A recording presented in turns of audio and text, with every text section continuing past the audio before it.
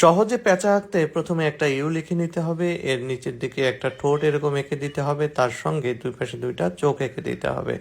এভাবে চোখ এঁকে দিয়ে চোখের মণি এবং মণির মধ্যে দুইটা করে হাইলাইটস রেখে দিতে হবে। এবার একটু ভ্রু দিয়ে দিতে হবে।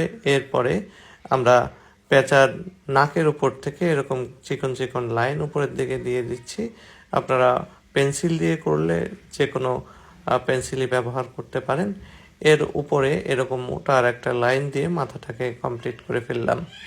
এবার চোখের দুই পাশে আরো দুইটা দাগ দিয়ে রাউন্ড করে দিলাম। এবার নিচে একটা ডাল এঁকে দিচ্ছি আমরা।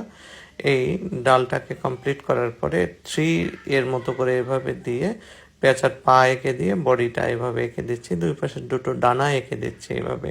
এরপরে লেজ এঁকে দিয়ে আমরা ডানায় কতগুলো পালক এভাবে দিয়ে দিলাম।